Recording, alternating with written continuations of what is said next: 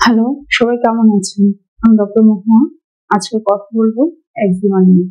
Eczema এমন একটা চর্মরোগ যেটা হচ্ছে আমরা মোটামুটি 90 থেকে 99% মানুষের গায়ে কিন্তু পেয়ে থাকি।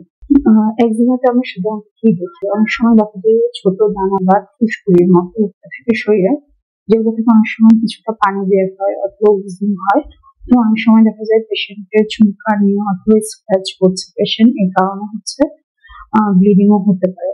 এছাড়া একজিমা অনেক সময় বিভিন্ন ধরনের প্রোডাক্টের কারণেও প্রথমের দিকে কিছুটা কন্টাক্ট ডার্মাটাইটিস হয় পেশেন্ট, পরবর্তীতে যে সেটা হচ্ছে একজিমাটাইজেশন হয়ে যায় শরীরে অথবা একজিমা হিসেবে রূপ নিতে পারে।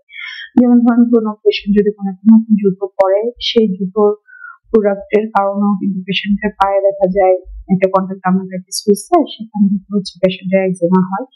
অনেক সময় বিভিন্ন ধরনের ফুডের কারণেও পেশেন্টের একজিমা ডাইজেশন দেখা যাইতে পারে। তাছাড়া দেখা যায় অনেক সময় পেশেন্টের স্কিনগুলো, অনেক সময় পেশেন্টের একজিমা আগে থেকে ছিল কি যে স্কিন ডিজিজ ছিল, সেটাতে পেশেন্ট বারবার স্কেচ করছে অথবা ইচিং এর কারণে পেশেন্ট মধ্যে একজিমা ডাইজেশন হয়ে গেছে, অথবা স্কিনটা অনেক মোটা হয়ে গেছে, থিকেন হয়ে গেছে। এগুলাকেও আমরা একজিমা হিসেবে বলতে পারি। অথবা যাদের হচ্ছে অ্যাটোপিক ডার্মাটাইটিস থাকে, খুব বেশি অ্যালার্জিক সমস্যা থাকে, তাদের ক্ষেত্রেও কিন্তু একজিমাটা দেখা যেতে পারে।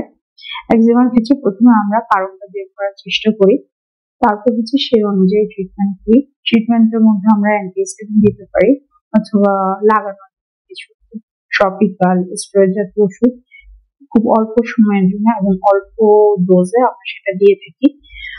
তাছাড়া পেশেন্টদের হচ্ছে কিছুটা লাইফস্টাইল মডিফিকেশন করতে বলি, যেখানে হচ্ছে যদি পেশেন্ট যাদের বেশি পানির কারণে একজিমা হচ্ছে, ওদেরকে হচ্ছে কম পানি ধরতে বলি, অথবা যাদের হচ্ছে অ্যাকুট ডার্মাটাইটিসের সমস্যাটা আছে, স্কিনটা অনেক রাফ ড্রাই হয়ে থাকে, তাদেরকে আমরা বারবার ময়শ্চারাইজিং লোশন ব্যবহার করতে বলি। তাছাড়া বিভিন্ন প্রোডাক্টের ক্ষেত্রে যদি হয়ে থাকে, তখন সেই জিনিসগুলো অ্যাভয়েড করতে বলি পেশেন্টকে। এবং পেশেন্টকে একজিমা হলে অবশ্যই একজন অভিজ্ঞ চর্মরোগ বিশেষজ্ঞের কাছে আসতে হবে এবং সেই অনুযায়ী ট্রিটমেন্টটা নেওয়া পেশেন্টের জন্য আসলেই ভালো হবে, কারণ এটা হচ্ছে একটা ক্রনিক ডিজিজ।